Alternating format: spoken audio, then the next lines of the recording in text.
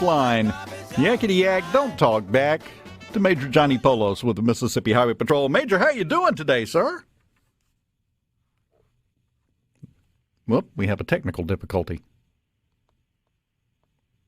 No, we don't. We don't?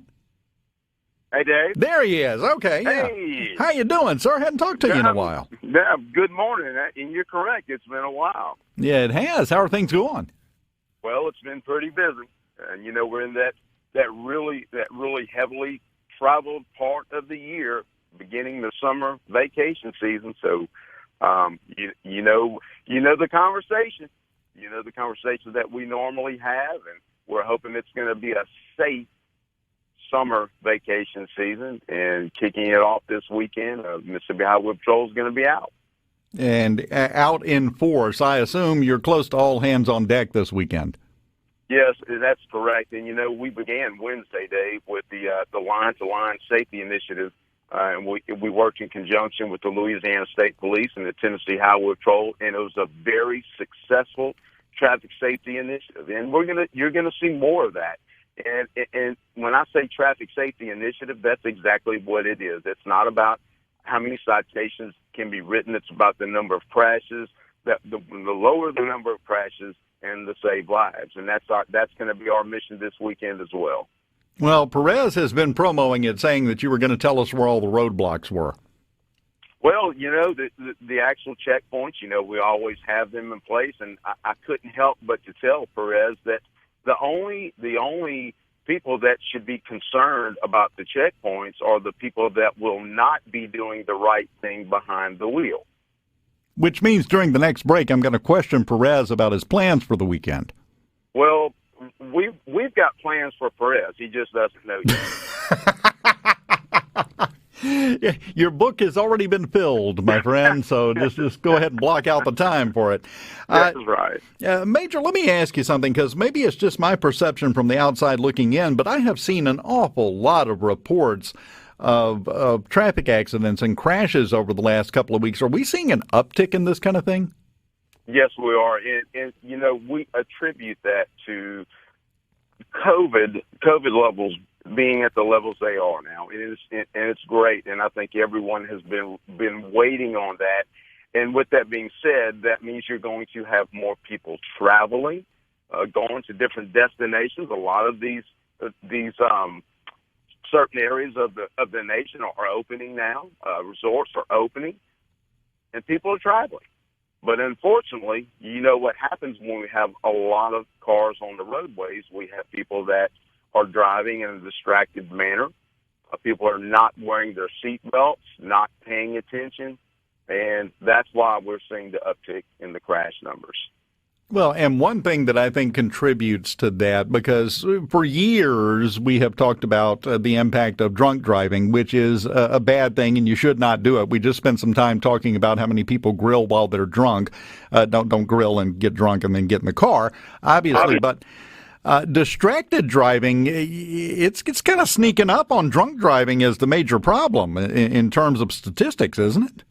Well, absolutely. And one of the things we're concerned about with a lot of drivers, they just don't realize a lot of people take their mirrors and turn signals for granted. And when I say that, a lot of drivers do not use their mirrors. They do not use their turn signals. These are very important safety factors and equipment that is in a car for a reason. For example, if someone is driving in a distracted manner and they just haven't seen the vehicle that is drifting into their lane, or vice versa, they could be drifting into someone else's lane, and then we have that side impact. That is a lot of the crash numbers. It plays a part in our crash numbers on the interstate systems, Dave, because keep in mind you've got multiple lanes with vehicles traveling side by side. And if you're not paying attention, it is very easy to drift into another lane and make contact with a car, or run into the rear of a car in front of you, or have someone run into the back of your vehicle. That's why we're asking people, be aware of your surroundings, be aware of the vehicles that are occupying the same space that you are. If we can do that, we know we can lower the number of crashes investigated. You know, a couple of great points on the C Spire text line. One person in all caps says, please watch out for motorcycles this weekend, which can be a problem. And somebody else points out nobody dims their lights anymore. Well, part of that is some of these new super duper nuclear krypton bulbs that they have in some of the headlights are just blinding, even when they're on dim. So that can cause a problem too. Hey, that's a very good point too, Dave. And we always tell people if you see that you're involved in a situation where these lights are so blinding, try to look to the right side of the road. For example, if you're on a 2-lane highway, and this is where this usually happens, look to the fog line to the right side of the road. That is the yellow line that should be, when the headlights hit that, it reflects. If you cannot see due to blinding headlights, look to the fog line to the right side of the roadway, and until this car passes. That will basically keep you in the right direction where you're not running off the roadway or keeping you from crossing the center line, and then to prevent a crash. That is very good advice. And, I've always had, and I think I've used this and talked about this with you before, and I'm going to say it again now because it applies to a lot of these things that we're talking about with distracted driving and everything else.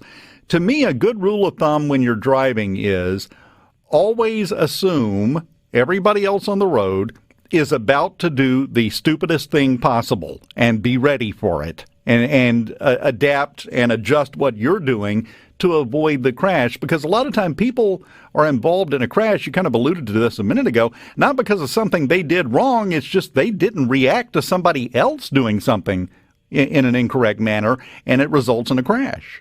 Exactly. It's called defensive driving. And that's what we want everyone to realize, that we're at a place now, and it's exactly why we brought Line the Line back in. We're trying to help motorists and give them information when it comes to driving of what they can do. We know that perception out there, how many citations can be written. That is going to happen because we call it the nature of the beast. People are going to speed. People are going to make the bad decision to be impaired and get behind the wheel. But at the same time, there are things we can do inside our vehicle. Make sure everyone is properly restrained, especially our children. Make sure, again, you're looking in your mirrors. You're using your turn signal so other motorists know what the action of your vehicle is going to be. So just simple little decisions can make a huge difference in this weekend regarding fatalities and regarding crash numbers. And one thing that you mentioned there, it loops back around to the checkpoints. That's one of the things you do is check to make sure the children are properly secured at the checkpoints, right? Absolutely. We had a trooper tell a story last week that a family drove up to a checkpoint and everyone had big smiles on their face, and about that time a child pops his head up in the rear of the car in the back window. And the parents had no idea that the child had actually gotten out of the child restraint seat and was just kind of basically crawling around in the seat.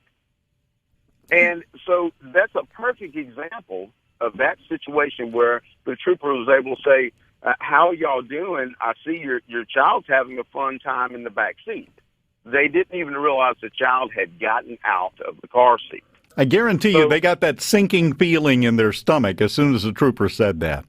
They kept apologizing, and the trooper's like, no, that's my job. That is my job, and I'm glad you came to this checkpoint where we were able to see this, and now you can properly restrain your child. And that's the thing, Dave. There's so many positive things that we're trying to do out there in helping the public just get from point A to point B in a safe manner.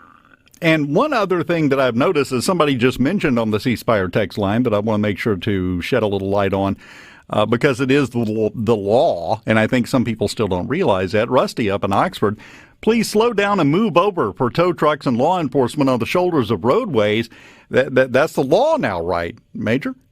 Absolutely. And to put that in perspective, picture yourself as a motorist having a flat tire on the interstate system, and you're on the shoulder of the road, and you're on the side that is traffic is passing you. 18-wheelers are passing you at 75, 80 miles an hour, and you're having to change that tire.